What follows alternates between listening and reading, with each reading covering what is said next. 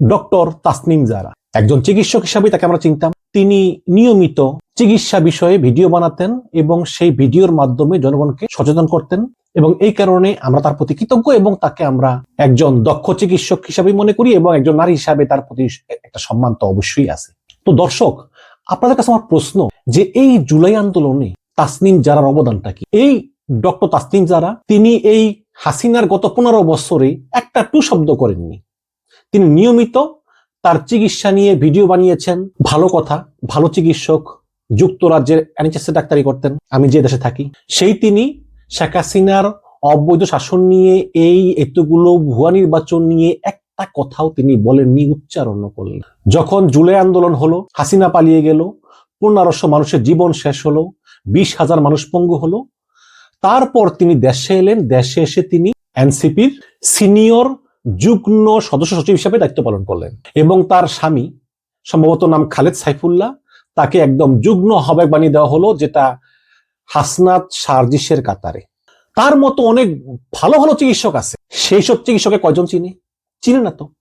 এই তাসনিম জারা তিনি নিয়মিত সংস্কার কমিশনে যেতেন, এনসিপির প্রতিনিধি হয়ে মিটিং করতেন। তাকে বড় বড় রাষ্ট্রীয় অনুষ্ঠানে দাওয়াত দেওয়া হতো শুধুমাত্র এনসিপির প্রতিনিধি হওয়ার কারণে।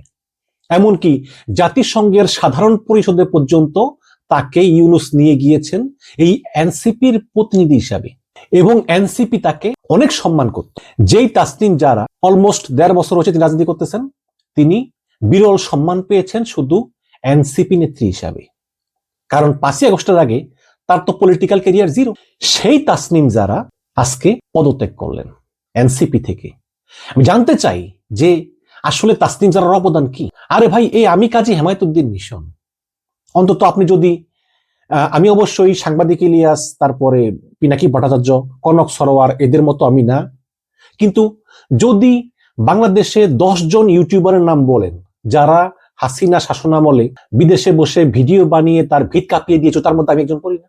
ওই যে বিএনপির মিডিয়া সেলে দেখলাম অনেকের নাম দিছে অনলাইন যোদ্ধা হিসাবে, সেখানে আব্দুল নূর তুষারের নাম, খালেদ মহিউদ্দিনের নাম, আর অনেকের নাম যারা জীবনে কোনোদিন শেখ হাসিনাকে ফ্যাসিস্ট হাসিনা বলে নাই। আমার নাম দেয়নি, দরকার নেই। এই বিএনপির রিকগনিশনের কোনো দরকার নেই আমার, কারণ আমি যা করেছি তা আমি জানি। সেই আমি শেখ হাসিনার বিরুদ্ধে ভিডিও বানানোর কারণে আমার গ্রামের বাড়িতে ভাইকে থানায় ঝুলিয়ে পিটানো হলো, তারপরে আরো নানা রকম কথাবার্তা, হুমকি। আমি 9 বছর দেশে যেতে পারিনি। আমি দেশে গেছিলাম, 1 মাস ছিলাম, গত পরশুদিন আমি আসছি। তো দেখে আসছি দেশে আসলে কে কি করতেছে, সবই দেখে আসছি। চাঁদাবাজি কারা করে তাও দেখছি। এখন বলবেন যে ভাই তাহলে বলেন কারা করে, এগুলো বললে আর আসলে শত্রুতা বাড়াতে চাই না। তো সেই আমি, আমার কিচ্ছু চাওয়ার নাই। আমি ভিডিও বানিয়েছি দেশপ্রেমের কারণে, বাংলাদেশে গিয়েছি, কারোর সঙ্গে দেখা করি নাই, কথা বলি নাই। মায়ের কাছে গিয়েছি, 1 মাস মায়ের সঙ্গে ছিলাম। মা খুব খুশি হয়েছে, কারণ 9টা বছর মা আমাকে দেখে না। এখন সে একই প্রশ্ন, তো তাসনিম জারার আসলে অবদানটা কি জুলাইতে? কোনো অবদান নাই, কিন্তু তারপরেও তিনি কিসের বলে এসে এই এনসিপির এরকম গুরুত্বপূর্ণ পোস্টে বসে গেলেন তার স্বামী সহ। এখন সেই তাসনিম জারা বলতেছেন যে আমি এই দল করব না, কারণ এনসিপি জামাত ইসলামের সঙ্গে জোট বাঁধবে। জামাত ইসলাম খুবই ঘৃণিত দল, এই দলের সঙ্গে এনসিপি জোট করলে তিনি আর থাকবেন না। যদি এনসিপির আহ্বায়ক নাহিদ ইসলাম জোর করে অন্যের উপর চাপিয়ে দিত, তাহলে আমরা হয়তো বলতে পারতাম যে সিদ্ধান্তটা সঠিক হয়নি। আমি এর আগেও বারবার বলেছি যে এনসিপির উচিত এককভাবে নির্বাচন করা, কিন্তু আমি আমার ভিডিওতে বলেছি, আপনারা শুনেছেন, যে ওসমান হাদির মৃত্যুর পর কিন্তু এনসিপি নেতাদের চিন্তা ভাবনা চেঞ্জ হয়ে গিয়েছে। আচ্ছা, এই যে ওসমান হাদিকে মারল শুটার ফয়সাল, আমরা যেটা জানি যে ফয়সাল আওয়ামী লীগ করতো এক সময়, তারপরে এই জাহাঙ্গীর কবির নানকের পিএস, তারপরে শাহিন চেয়ারম্যান নারায়ণগঞ্জের, এরা সবাই মিলে এইটা একটা আওয়ামী প্ল্যান। কিন্তু আসলে কি তাই? এই হাদির মৃত্যু রহস্য যে কত গভীর, সেটা হয়তো কোনোদিনও কারো জানা হবে না।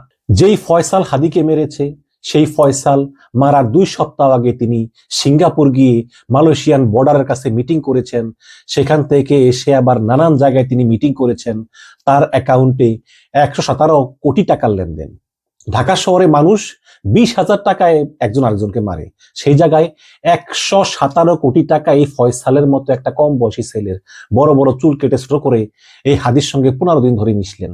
আজকে ডিএমপি কমিশনার পর্যন্ত বললেন যে হাদির মৃত্যুর সঙ্গে জড়িতদের নাম ফাঁস করে দেব। তো দেন সাহস থাকলে, দেখি আমার চাকরি থাকে কিনা। এজন্যই বললাম যে হাদির মৃত্যুকে সাদা চোখে যেভাবে দেখেন এটা এভাবে না, এটার ভিতরে অনেক রহস্য আছে। কে যে জড়িত কে যে জড়িত না, অনেক রহস্য আছে। তো এই কারণেই এনসিপি চিন্তা করলো যে ওসমান হাদির মতো একা চলতে গেলে আমাদের ওই হাদির মতো পরিণতি হবে, সুতরাং একটা জোট হওয়া খুবই জরুরি। এর জন্য এনসিপি কেন্দ্রীয় কমিটির 214 জন সদস্যের একটা মিটিং ডাকেন যে আমাদের আসলে এই পরিপ্রেক্ষিতে জামাত ইসলামের সঙ্গে জোট করা উচিত হবে কি হবে না।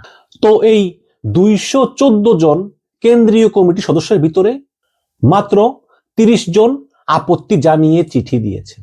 তাহলে গণতান্ত্রিকভাবে যদি আমরা ধরি, তাহলে জামাত ইসলামের সঙ্গে জোট করতেই অধিকাংশ সদস্য মত দিয়েছেন এবং সেই অনুযায়ী নাহিদ ইসলাম সিদ্ধান্ত নিয়েছেন যে জামাতের সঙ্গে জোট করবেন।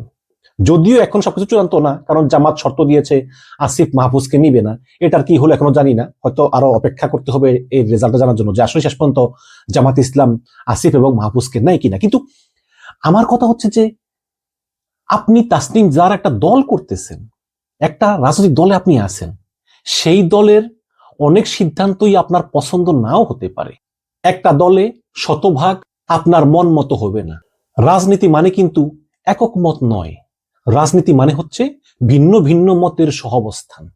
একটা পার্টির ভিতরে অনেক মত থাকে, কিন্তু পরিশেষে তারা সবাই এক হয়ে একটা মতে অবস্থান করে, ভিন্নতা সত্ত্বেও।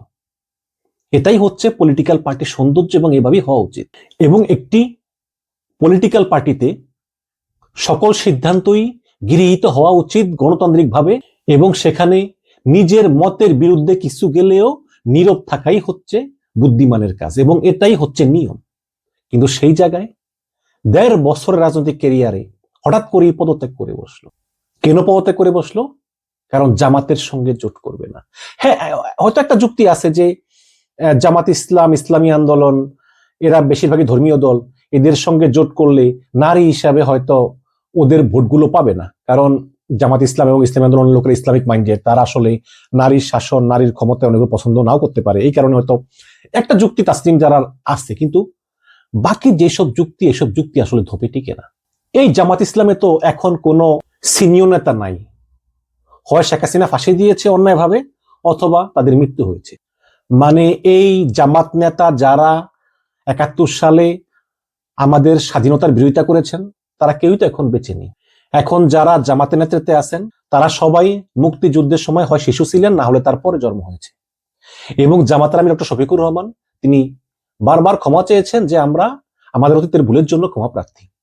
দেখুন, আমি জামাত ইসলাম করি না, কারণ আমি ওই ইসলামিক রাজনীতির সমর্থক আমি না। কারণ আমি মনে করি যে পার্টি এবং দেশ, এদের কোনো ধর্ম থাকতে নাই। কারণ একটা রাজনৈতিক দল, একটা দেশ সবার জন্য সমান। এই কারণে আমি জামাত ইসলাম সমর্থন করি না। কিন্তু জামাত ইসলামের অধিকারের জন্য আমি আগেও সোচ্চার ছিলাম, ভবিষ্যতেও থাকবো। হাসিনার আমলে জামাতের উপর যে তীব্র নির্যাতন হয়েছে তার প্রতিবাদও করেছি, প্রহসনমূলক বিচার ফাঁসি হয়েছে তার প্রতিবাদ করেছি, এখন আমি প্রতিবাদ করে যাব যদি জামাতকে অবমূল্যায়ন করা হয়। এই জামাত ইসলামের সঙ্গে শেখ হাসিনা যুগপৎ আন্দোলন করেনি, তত্ত্বাবধায়ক সরকারের দাবিতে 172 দিন হরতাল করে নাই এই জামাতকে নিয়ে।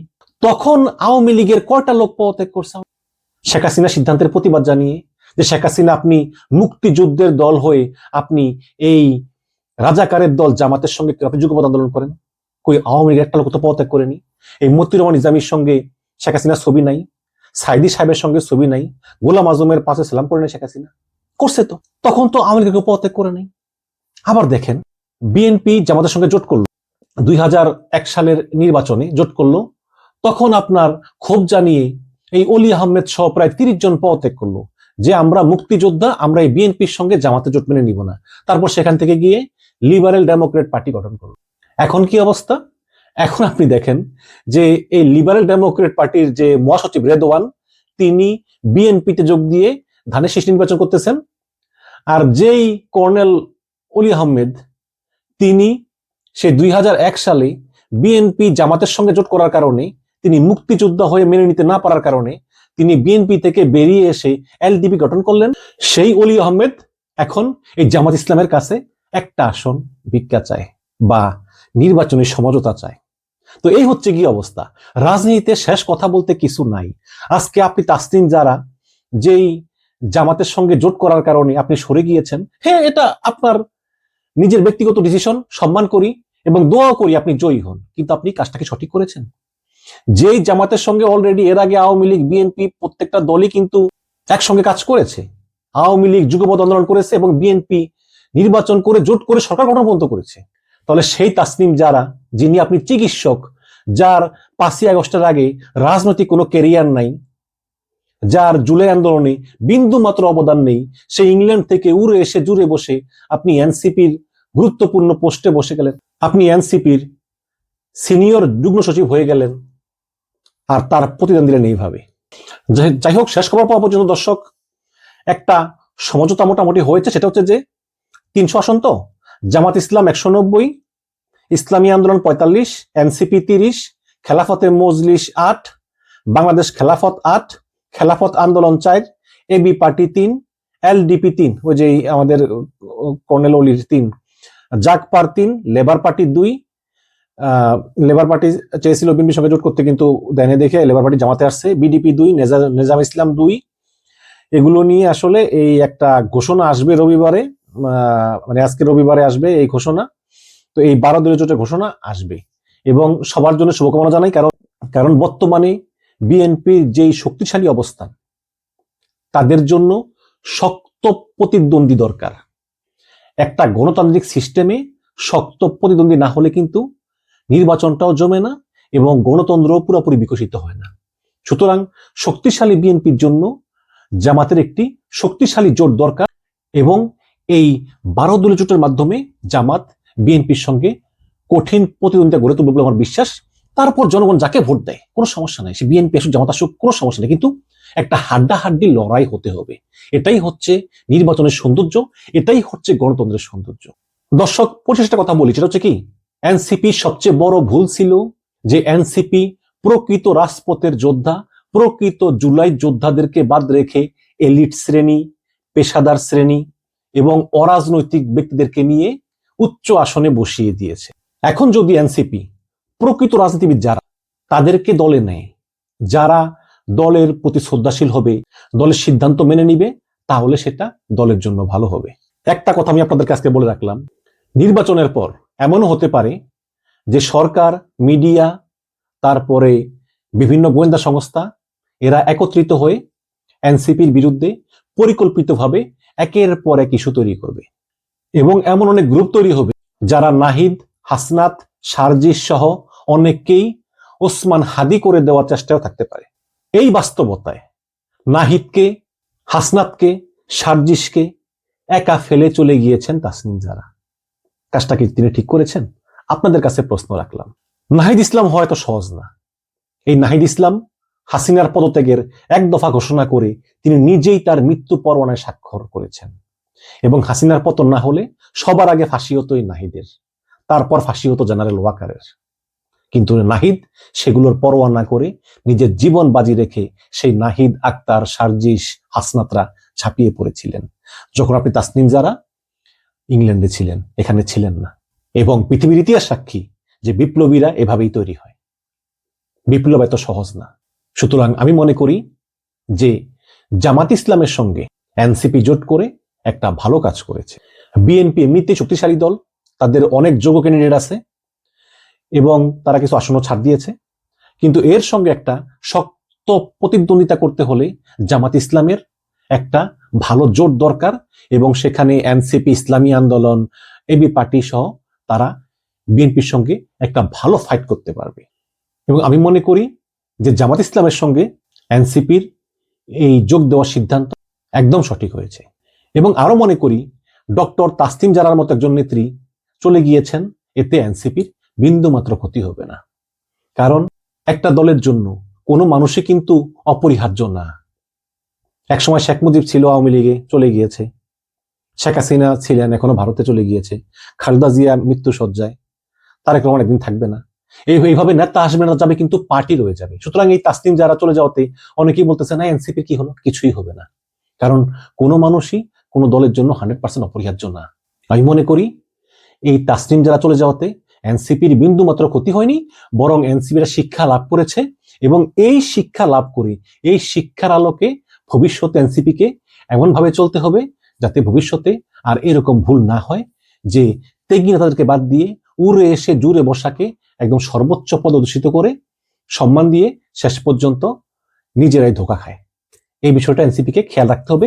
আপনাদের মতামত চাই, কমেন্টে কিন্তু জানাবেন। ধন্যবাদ।